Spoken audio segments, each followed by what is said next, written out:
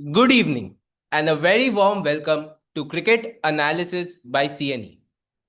Now, in the past week, we have extensively covered and analyzed the first test match between India and England.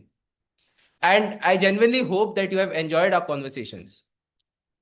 But before we started covering other developments in the cricketing world, we at CNE wanted to give a picture about cricket, the game that is. Now, this game is so beautiful that it has evolved from a gentleman's pastime to now the second most watched sport in the world. And as I speak right now, it has an active fan base of 2.5 billion people. So, our aim in this video is to provide a brief history of this game, the developments of this game across centuries. Then why did we need different and shorter versions of the game? So that is our second point that we are going to focus on. Thirdly, how the game as a whole stands currently. And fourthly, what should we expect from this game in the future? So that is the point and our aim for this video. Now going to the history. So the origins of cricket go back to as early as the 13th century. But it was only the 18th century when a lot of important developments took place. So firstly, cricket became in itself more organized and established with rules and clubs. So that was one. Secondly, it gained popularity in England, which we call the home of cricket, and rightly so, because it was the first place where it gained popularity. And via the colonists, it then was slowly introduced to North America, Australia, New Zealand, West Indies, and India. And three, the Maldives Cricket Club, that is the MCC, was formed, which till today forms the laws of cricket. And it was formed in the 18th century. And fourth, from cricket being a recreational activity, it went to becoming a full-time sport. So that was very interesting and very important in itself. So now going to the 19th century, in this century, two very important things happened. So among the colonies where the games were introduced, it became more popular and more accepted, and more people started playing it. And also, international cricket began with the first match between United States and Canada.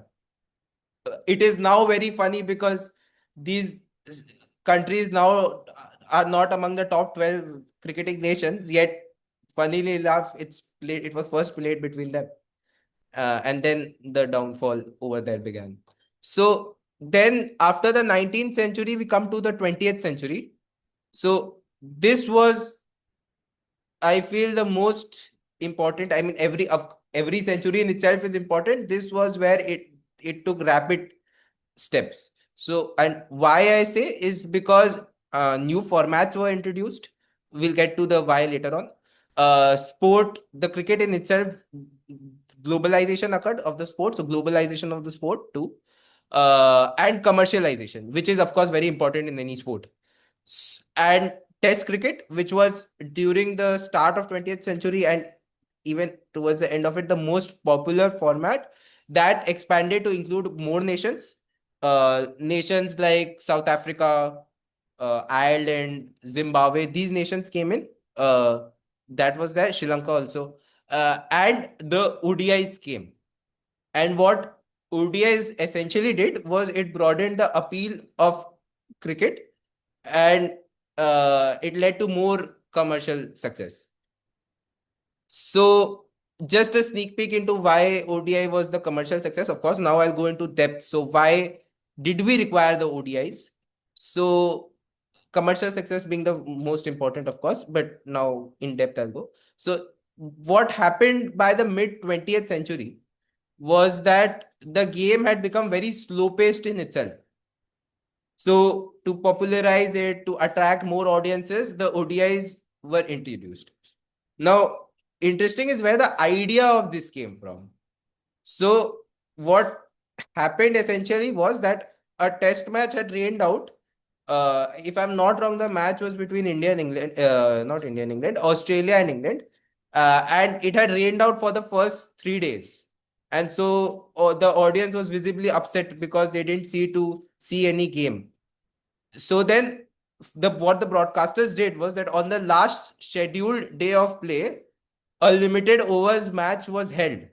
So to give the fans some game to watch. Now, what was unexpected here was that the results were very enthusiastic. And hence, slowly ODI cricket was formed, and then we saw the championships occur, which was, of course, a huge spectacle and very globally talked about a lot. So now, as we all know, that in one day internationals, it is basically every team gets 50 over per side, every team gets. And as a result, as compared to Test cricket, which happens for 5 days, this game is more fast paced and a much altered version, one can say. So this was how ODIs came into being. Now, before I move on and go further, I'd just like to mention here the role of Kerry Packer in cricket, in ODI cricket especially. So his World Series cricket, that is WSC, was launched in the late 1970s. And what during that series it did was that it introduced many features which are now still standard in ODIs, like colored clothing, night matches under lights with the white balls, and innovative television coverage techniques. So, what happens with the better coverage is that more people can tune in from the screens. But these were some. But the most important thing that WSC had the consequence, the most important one was that the it led the players being paid to play. So thereby, from having just cricket as a pastime, they could become fully professionals. Because before this, Test cricket, the players used to play Test cricket and also some other thing. But now it became only cricket. So that way, the quality of game also, we can say, went up. So from the 1970s, late 1970s, I just spoke about. So from 1980s to 2003, basically two formats of the game were primarily played, Test cricket and one day internationals, right? But in 2003, what the ECB, that is the England and Wales Cricket Board, did was that it created a shorter and more exciting version of the game, which is the T20s. And of course, reason is of course to attract more players, attract more viewership. That is always the point of creating shorter versions. And now when T20 cricket in itself is clubbed with DJ music at the stands and cheerleaders, it becomes more exciting and a bigger package in itself, one can say. And what and so now with T20, the game became accessible to a broader audience, including those who are new to cricket. And it also led to the evolution of power hitting first, and bowling variations like slower balls, knuckle balls, wide yorkers, and whatnot. So anything to escape from the batter not being able to hit. So, but again, what T20 did was two things very importantly. There are a lot of things, two very important things that did, because this version led to more people watching the game. It meant that the broadcasters could generate more revenue. So the players were better paid in general. And also, that is why post 2007, 2008, we saw the rise of a lot of franchise cricket T20 leagues, such as the IPL, the Indian Premier League, that is the Big Bash League, BBL, the SA20, and MLC, which is just going on right now. So, and also this was first, and secondly, it expanded the reach of cricket to non-traditional markets, like I've already said. So now this was a detailed analysis or a brief history that I just spoke about. Now, so the question is that has T20 cricket impacted traditional formats, and if so, how? So there are of course positives and negatives, which I'll just get into. So what it has done positively is that it has injected more aggression into the longer format, that is test cricket or even ODIs also, which is why these days even in test cricket we see very few draws. But I personally think that there have been more negative impacts of this.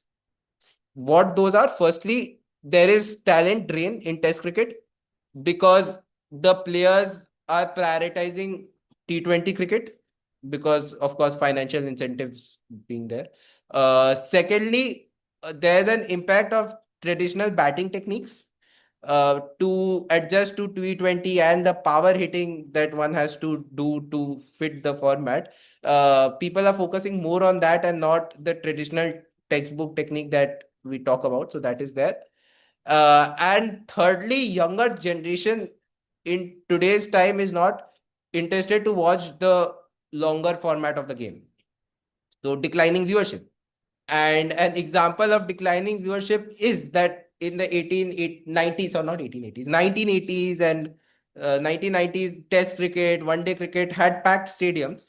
But right now, we don't see packed, that there are empty stadiums we see. And with the franchise cricket and T20 cricket selling more. Exception here being England and Australia, where traditional cricket is well and I would say thriving. Now that was the impact. But the bigger question here is going forward, that will T20 cricket ultimately lead to the extinction of test cricket or one day internationals? That is the bigger question. I think it's a big no there, because why also? Because firstly, Test cricket is is unique. ODI cricket is unique. T20 cricket is unique. Say in Test cricket, we require a lot of consistency, a resilience, patience, and for 5 days of the game consistently, you have to perform well. Otherwise, the opposition team can make a comeback. And the match, if it is a tightly contested match, there's a lot of to and fro, which is very interesting to interesting to watch. Case in point, just the test match we covered so extensively, the first test. So that is there. And with when it comes to ODI cricket, of course, that game is more about strike rotation, finding the odd boundaries. That and with T20 cricket, it is slam bang cricket from the first ball essentially, and so that is there. And secondly, why also I said no to not the extension of Test cricket is because many modern, in fact, all the modern day greats, if we take, still consider Test cricket as a pinnacle of the game. For example, Virat Kohli, he is himself a huge champion of Test cricket. Then Joe Root, Ben Stokes, Kane Williamson, Steve Smith, modern day legends, all have done very well in Test cricket, and they prioritize Test cricket. That is important. So that has been there. And thirdly, all thanks to ICC, what it has done is that to reinvent Test cricket and make it more purposeful, it it has essentially come up with the World Test Championship, that is WTC, which has essentially made sure that the top 9 teams globally play 71 matches in the course of 2 years. Now, for those who don't know how WTC works, what are its pros, cons, limitations, that is a debate for another topic, for another day, where I won't go today. So that has been there. So that was the second thing. So we spoke about history, we spoke about impact of T20 cricket on ODIs and tests, and then we spoke about whether it will lead to extension, where, of course, to sum it up, the answer was no, and the points that followed. And now we'll go on to the, if I'm not wrong, the second last segment for today, that how cricket stands now. So currently, what if I think it is general about this before there is a general consensus about this. I think among all commentators, analysts, and everybody, that the game has become in itself very demanding in terms of the, if we compare it to the past 30-40 years, it has become very demanding in terms of fitness and scheduling, and a lot of cricket is going on daily. So there is ODIs, there is Tests, there is T20, and there is franchise cricket. IPL goes on for 2 months. So a lot of cricket, but with so much cricket, we at CNE feel that it is a bit too much, uh, and the administrators of the game don't have a clear vision going forward, how to take the game forward. I don't think they have a clear vision, with their only aim being the trying to monetize as much as possible. Now, before making such a claim, of course, I'd like to back it up with facts, which I'm going to do so now. So now, why I am also saying this is because if we look closely, the big three, that is India, Australia, and England, have been playing the maximum matches, and the associate nations hardly have any games to play in any format, which is hampering the growth of the sport in their nation, right? So we have to move forward from the big three and expand. That has to be a very important priority. And also, important tournaments like the T20 World Cup I'll speak about are happening too frequently. And what is happening as a result of them being so frequent is that they are losing its prestige. For example, T20 World Cup now happens every 2 years instead of four. And to further extend my point, up to 2031, there is an ICC tournament every year, which is a bit too much for any of us. So this was second, and also what has one more very dangerous precedent is that many international cricketers like Trent Bolt, Quinton de Kock, they are preferring franchise cricket over international cricket. So that is, of course, somewhere where we don't want to go. So also, one very interesting thing which I'd just like to state here is that after the 90s, the sport hasn't expanded much to newer nations, and cricketing nations such as Sri Lanka, West Indies, Zimbabwe, and Ireland, who at one point played played good, decent competitive cricket, they have been seeing a significant decline in quality of cricket played by them, and also the popularity of the sport there. Hence, that is why the number of nations playing competitive cricket, which is actually very fun and engaging to watch, is shrinking slowly. So for to stop that, it is essential for ICC to provide essential funds and support. So that has to be something which has to be made a priority.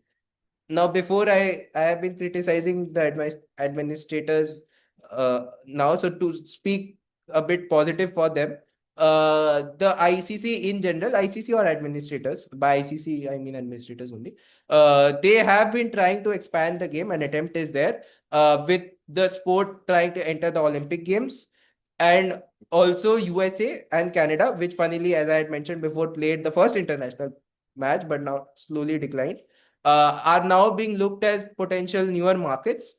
And what the efforts will result to, what will be the result, will actually be something which will be very important with respect to how the healthiness of the game, and all the efforts in the future. It will be very interesting to see what the uh, results are in the future. And lastly, that is my last point for today, that what the future holds for us as viewers. Uh, I don't think anybody for certain will know which direction ex- cricket will take in the future. Now, of course, there is a lot of commentary and debate on what should be done, what should not be done. That is, of course, there. Now, what will happen, no one knows, of course. But to continue, which format of the game will be played? If there are them with slowly even shorter formats will be introduced or not, no one knows. However, what we know for a fact that whatever happens, it will depend on what the majority of the audience will want to see. Because as in this video time and again it has come up, the administrators or ICC are only doing whatever the fan engages in or wants to see. So if it is shorter versions, like say now 10 over cricket, 15 over cricket, I think 100 has also come in. ECB has also introduced that. So that depends actually on the audience. So the audience holds the cards to that. But however, as me personally being a lover of the game, and more so, I'm more biased towards the uh, towards Test cricket. We or I generally hope that whatever format dominates in the future, the contest should always remain a fair one between bat and ball, and not majorly dominating by the other one. What I mean is, if we look at the IPL, now I won't go into detail, but if we look at what happened in IPL in 2025 and 2024, was that with the pitches being so flat, the uh, dimensions of the ground being reduced, it was batter's paradise and bowlers didn't have much. So that sort of cricket is something which favors the batsman so much, is something which I personally don't want to see, and I don't and a majority of us don't want to see that. What we want to see is an equal contest. Like case in point, what happened in the first Test match between India and England? It was a great contest. I love to watch it. We have covered it also. So that is what we'll want to see. And with this comes the end of our discussion or for today. And thank you very much for listening in. And please let us know via the comment section what you think, how cricket will go in the future. It is very debatable, with very a lot of people having different point of views, which is why I didn't go into it today. And again, thank you for tuning in, and we'll see you tomorrow at 8 p.m.